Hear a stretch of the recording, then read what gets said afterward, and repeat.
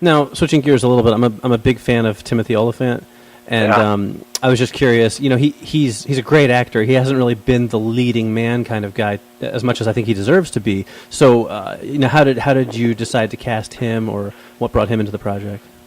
Well, Tim was definitely the number one for me in terms of the cast, and it's kind of rare and exciting to be able to like have an idea of the one guy you want for a movie and to get him. Right. Tim, I've been a fan of Tim's since Go. He was hilarious in that movie, but I became really obsessed with him as a performer in watching Deadwood, which I just thought was a really brilliant show, and his low key, simmering intensity in that show was really phenomenal. For the Crazies, he was a guy who, he's a movie star for sure, but he feels like he has a bit of an everyman quality about him. He also has like a soulful nature to him. You believe that this is a guy who could live in Iowa, who cares about this town, who will fight for it. And all that coupled with an actor who is incredibly talented, who's a real actor. I mean, the idea of this movie was not to put teenagers, not to put, not to put like celebrities into the movie, but to put actors, professionals, real performers into the movie. Was I think was one of the breakthrough ideas we had for the movie, and it allowed us to create characters, real characters, who go on a journey instead of creating archetypes. Right. Now, I don't want to give anything away, but let's just say there's potential for a sequel at the end of the film.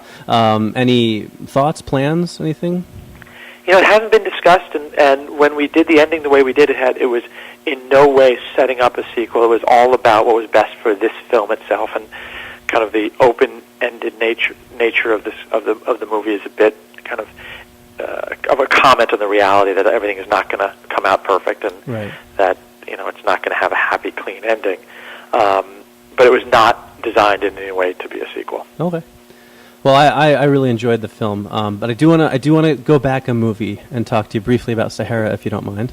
Yeah, sure, no problem. I'm a huge fan of Sahara. I think it's a great movie, actually. I really enjoy it, but it's it's kind of got a bad rap out there for some reason. And I think there's the main reason it has a bad rap is because it was embroiled in this giant lawsuit brought on by Clive Cussler. Right.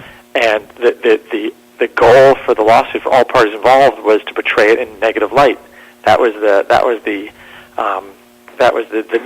defense from both sides, and it's certainly the movie definitely took on that negative tone more so from once the lawsuit happened. Right. And how is... It's an unfortunate thing. Right, it is, because it's a great movie. It's a lot of fun, especially for a first-time director handling this big, huge film like that. I think he did a great job with it. And I'm a fan of the source material. I'm a Clive Cussler. I read the novels, so... Oh, cool. I really liked it. And so how do you kind of, look back at your experience on that film now? Well, the biggest challenge of that movie were the impossible parameters that I was given in making it. And, in the contract, Clive Cussler had...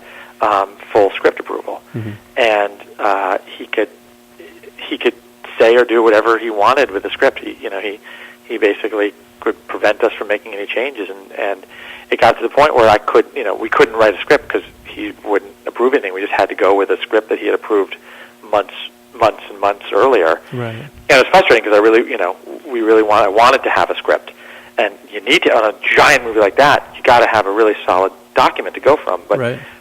The only time I was allowed to make changes in the script was when we were on set. And so a lot of the time I was really winging it. I mean, it was like the world's biggest student film, just trying, making up stuff as we went, which was really rough. I can imagine. And that was ultimately the hardest thing about making the movie, and taught me a good lesson about getting into something before the script is ready.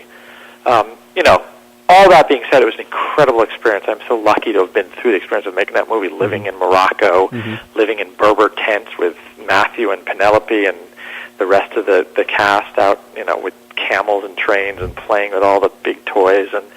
And it was, it's an incredible, life-changing experience. I'm so glad I was able to go on that journey. Great. Well, I love the film, so... Well, thank you. I appreciate it. I wanted to tell you that. Thank you. Thank you. So now you've done a big action movie. You've done a smaller horror film. What's next on your plate? Well, I have a couple movies on my plate right now. I think the thing that will happen next, if I had to guess, you never know in this business, but the one that I think will get into production next is Escape from New York, which I'm doing for New Line. Great.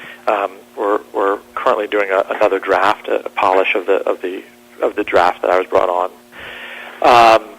I also have in development at Sony, which I've been developing for about a year or so, a feature version of Flash Gordon, which I'm obsessed with and would hope to bring to life. That's a giant film with years of prep and development. So we'll see how that goes. But Sony is very much behind it, and they really like the project. And I'm going out with a new pitch. Just going out with a new pitch for a thing called Blood of the Innocent, which is based on a Mark Wheatley graphic novel from the mid '80s, I think. And it's a really cool horror genre movie that I would love to try and squeeze in there at some point. So there's a lot going on. None of it's yet in production, but hopefully to be soon. Are you nervous at all with Escape from New York because of the rabid fan base that movie has? Yeah, I certainly, anytime you're talking about doing a remake, I certainly am concerned. But the fact of the matter is, I'm a rabid fan of that movie, and so the fans have, in the director being me, a fan of the original. So I'm not going to do anything that kind of destroys what I think is great about the original. Terrific.